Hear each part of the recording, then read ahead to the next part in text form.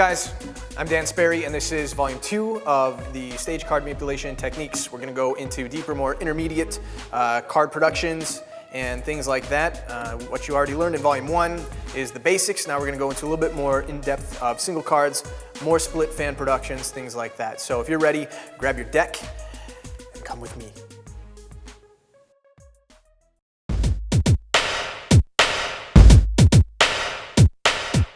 All right, now that you guys know what it looks like, let's get into the actual working of this stuff.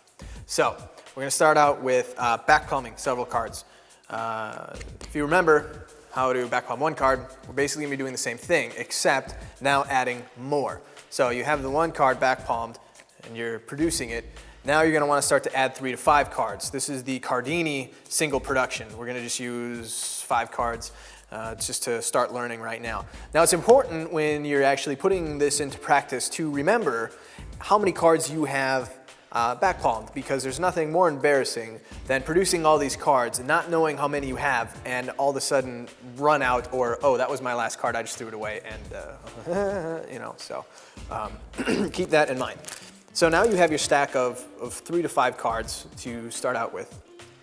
To have a multiple production sequence with a single production is gonna look like this. Now, the way you do it is same thing, you pinch back here. I use my knuckles. Most guys should use the meat in between the first and second knuckle.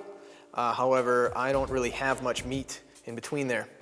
Here, on my hands, my fingers. So as I get down to less and less cards, they're gonna slip out a lot easier. So I actually use a Shimada technique, which is by clipping them deeper in your hand. So you're in a deeper back clip of the back palming. You always want to keep your hand moving when you're doing this. You don't want to stand stationary because you're going to catch flashes of the white and things like that. And it's okay to have a little bit peeking out. That's normal. But this is also the reason why they're flesh colored. So the more you kind of keep your hand moving, the more it should be disguised and camouflaged. And also, if you're going to be producing cards, you're going to want to be reaching anyways. You know, you're producing the cards aren't necessarily coming to you. So don't be greedy. So here's the breakdown of what's happening. You have your stack of cards back here, and you're going to take your thumb and pull the card clear of the first clip. Your finger's going to come around as this comes in front. You can pause at this point because you're going to want the audience to applaud for you, and this will give you some coverage of the cards that are behind it in back palm back here. So when you're here, you can pause and throw the card into your box, table, hat, assistant's mouth, or on the table, whatever you like, and then you produce the next card. Same thing. You can pause, give it a toss, but as soon as this card is released, start moving. Just keep it going fairly fluidly. Don't be like, break it down, yo. No more ghetto magic. Can we get over that trend, please, white guys? Thanks. You're gonna want to just keep producing, toss it, produce, toss, and where are we? Okay. Now on the last card, like I said on the first clip, it's kind of a neat little stylized production to kick it out at your fingertips like that for your last production. Kind of a neat little flourishy move. So it's not just the standard one more and there you go. So that's kind of general technique in back palming. And start small, work your way up. Especially with these manipulation cards, since they're the special thinner cards, they're a little bit more durable. You're going to be able to work your way up to an enormous amount of cards to be able to back palm. One tip though that I should say is as you start to get more and more cards back palmed and producing more and more cards, you might find yourself getting excited that look at this new thing that I can do. So you're going to be like just firing these off really fast. Don't do that. That's a habit that you got to fight, because you want the audience to see that you have nothing in your hand. You don't want them to think that you're just holding a stack of cards and you're just spraying them everywhere, because that can happen. So when you are producing, just produce, and you can move fast and keep it going, but give the audience an opportunity to appreciate what you're doing and wait for them to applaud.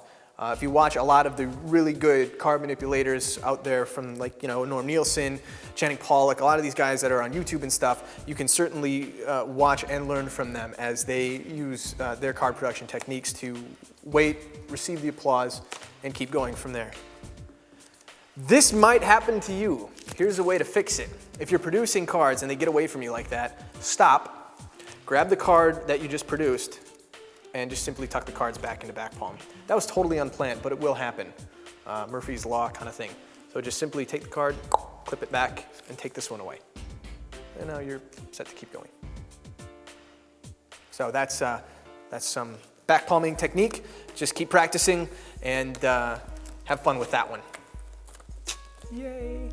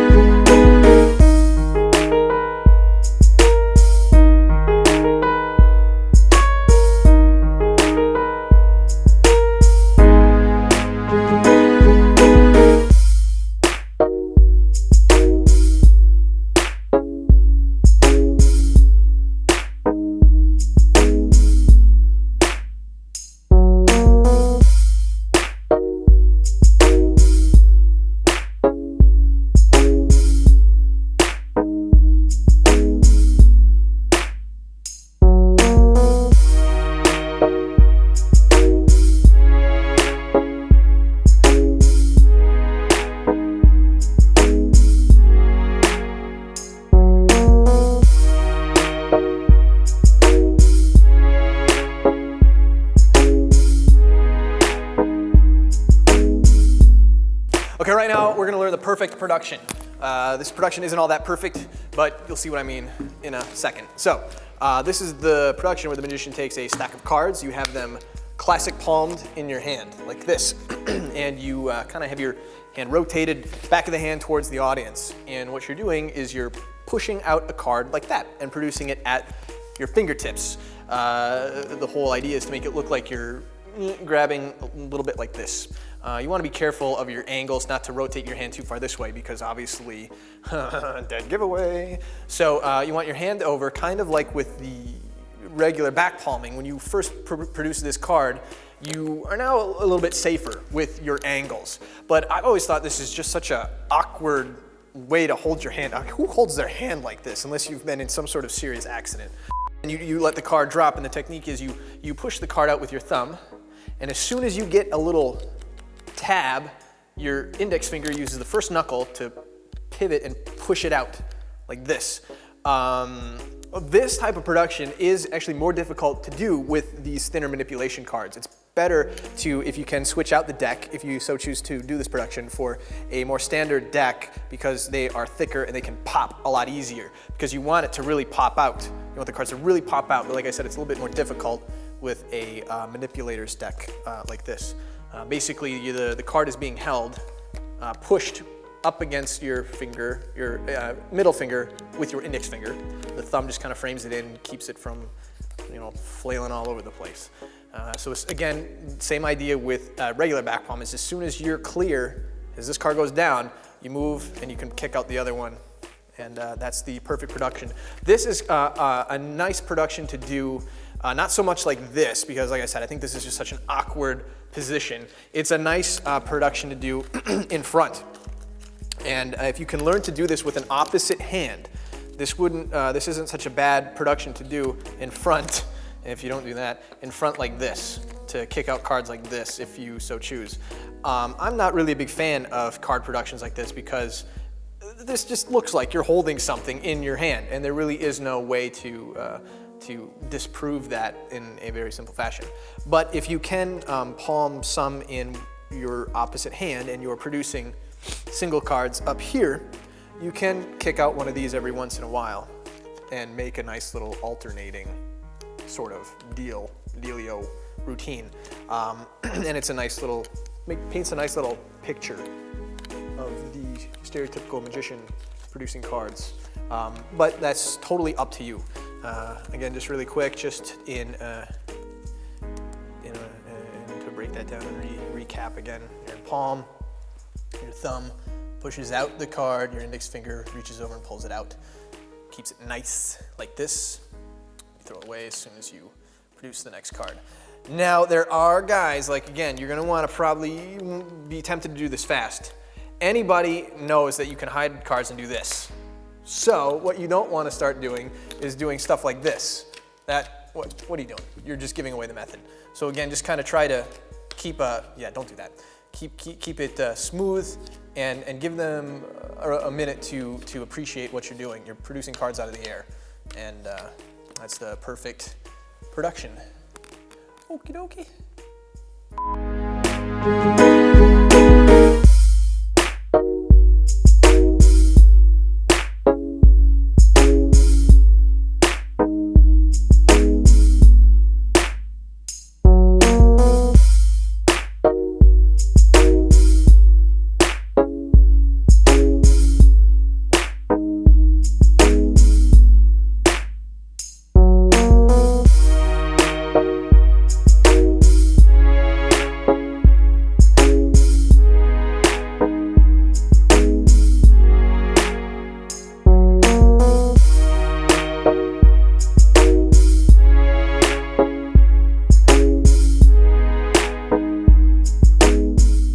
Okay, now we're gonna get into my favorite type of productions, and that's split fanning. I've always loved split fan productions. I thought they were really cool because instead of just producing a little dainty card, you're producing a whole huge fan of cards, you're throwing them away, and you're producing another huge fan of cards. I just think that's so much more powerful than just so this is how you do split fans. You're in back palm, like before, like you're gonna do single productions, but you're not. You're going to rotate the deck in front, do a one-handed fan, get your finger in a break, re-pivot the deck to the back of your hand, and make these cards look like a whole fan, throw them away. Hopefully they won't notice there's not as many cards, they won't, and then you flip it back out again, and rinse and repeat. So here's how to do it. You have your cards in back palm. You're almost like you're doing the pivot move. You use these two knuckles as an axis, and you flip it out. You get your thumb down here and you spread your fan. Now you want this fan to be as huge as you can get it, so really try and squeeze one of those suckers out. So squeeze that out nice and big, and from behind, this is what you're doing. Since you have your index finger free, you're gonna go up somewhere towards the top, close and re-grip, but still try and push these out to make a nice fan, and then you kick these back into back palm. So slowing down, that is just nice and sloppy. So basically this is what you're gonna do here, and under the motion of throwing the deck away is when you re-grip and re-back palm, okay? And try and get these cards to look like as many as you possibly can. Now, in real speed, you get your fan, you throw them away, you reproduce. And again, after you're into back palm, I like to give just a little kick of my wrist to show there's no white there, so meaning no cards, and then reproduce again. Throw away, reproduce, throw away, and down to 2. There's a neat little move with back palming that I like to throw in every once in a while too, which is basically, again, like you're doing the turnover pivot, but you're not.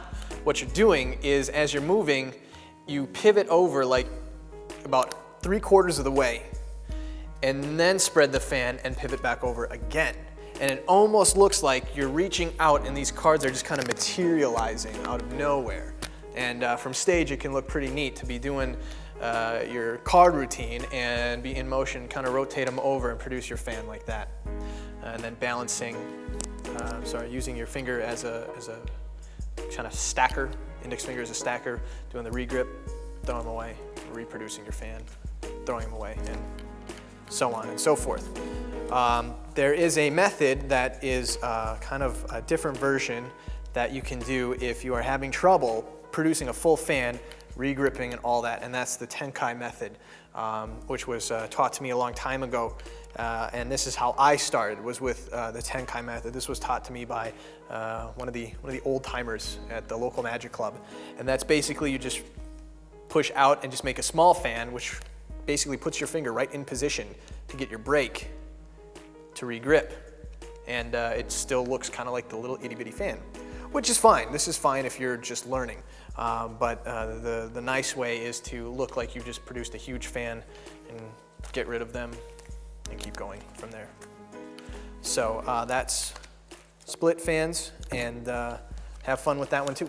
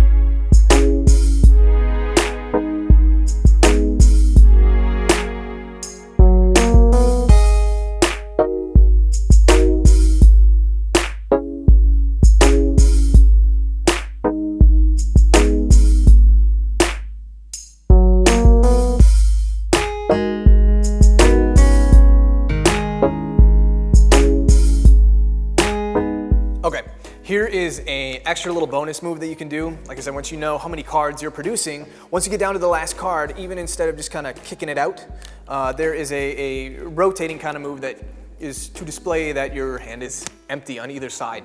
I don't do this move for my own personal reasons, but it's kind of fun if you want to play around with it. So you're down to your last card in back palm, and basically what it's supposed to look like is you're showing this side of your hand, this side of your hand, and there's your last card, and you've produced it. Whoopee! The way that it works is when you're down to the last card in back palm, you're going to, almost like you're going to produce it. You basically are pivoting and working this and letting the card kind of slide around either side of your hand. So you're here, you bring it in, and as you turn your hand over, this is going to look really terrible doing it slow. As you turn your hand over, you're just kind of maneuvering, still keeping it clipped here, and you're just going to slide it down, turn it over again, and that's basically the move. Now obviously you don't want to do it like this in performance. This is one of those misdirection of the big motion covers the smaller motion kind of things. You move your hand around like this, show it empty, and you move your hand, you move your arm, I should say, as your hand rotates. So this is going to kind of help break up the visual of possibly flashing. So under the cover of rotating your wrist like this, you're also going to rotate your whole arm and pivot it that way.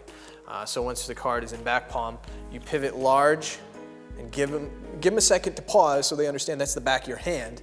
Rotate it back over and then kick that last one out like that. And then you can, in your face. And you should really say that too, by the way. It's It's a panty dampener. If you want it, use it.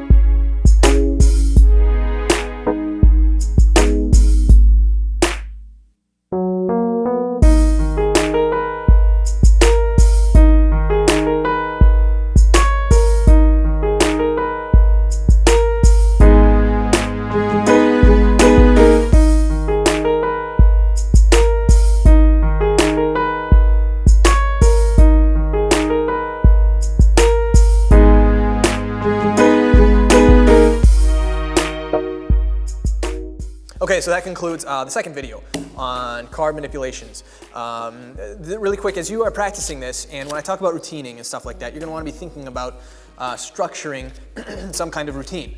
Usually and traditionally, card manipulations have always been done in a routine type setting. The same way like a figure skater or a gymnast puts together a routine to music.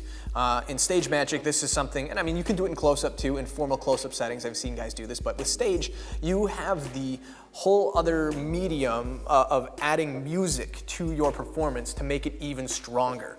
And so you might want to be playing around with and thinking about different types of music that you can use to enhance your routine and have an idea of what you want to do in this routine. This also applies to really any type of magic, not necessarily stage or close-up or anything. You want to be able to have almost like a band has a set list. Have a set list for your card routine so you're not just randomly making stuff up as you go along. This way you can plan around your music, you can plan around your loads, which we'll get into in the next video, of body loading cards so you can keep stealing more and under misdirection to keep producing more and more cards so you're not just limited to a single deck. You're going to want to take these things that you're learning and write them down on paper and kind of get a list of what you want to do and rearrange it. Practice, with different routines involved, going from the single productions into some split fans, and then from split fans going into the continuing fan, making the packet vanish disappear.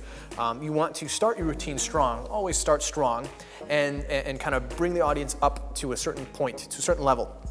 And you can add little bumps along the way of crescendos. Imagine just like as a composer puts together a piece of music and it takes you on this kind of journey through the routine. And at the end it builds and it builds and it builds to a recognizable climax. You want your routine, your act, to build to an obvious climax, because sometimes you have to, in a way, take the audience by the hand and literally spoon feed them, spoon with them, spoon feed them. You take the audience with you to a nice, with a nice strong opening, and you can take them along with different ups and downs and climaxes, and then build the act to an obvious ending. You want the act to build to a clear and obvious ending, a big ta-da, for lack of a better reference. Because a lot of times you'd be surprised how audiences might not realize that's the end, or they might not know that something is over and they don't know how to applaud and they don't know how to react. That's why you want to build your routine to an obvious climax. So let's say you're just doing split fans, and then boom, boom, boom, boom, boom, lots of double hand single productions, and then two fans, and you throw them, and now you're in a position of love me. That's the end, and that's what's kind of different about stage magic, is you have the ability to routine to a certain degree a really powerful type of routine. It can be very artistic and very dramatic and lots of fun to do. I'm not saying that you can't do that with close-up, but stage provides you with a very controlled environment that you can just play in, and it's a lot of fun, and you feel like a rock star sometimes. Even though magicians, we just wish we were rock stars. We're not really rock stars. But that's something that you're going to be able to do as you get into stage magic and manipulation and other forms of more controlled environmental routining. And it's something that you should really look forward to, because it's a lot of fun. So thanks for checking out this video, and we'll see you guys at the next one. I'm Dan Sperry, and look what I can do.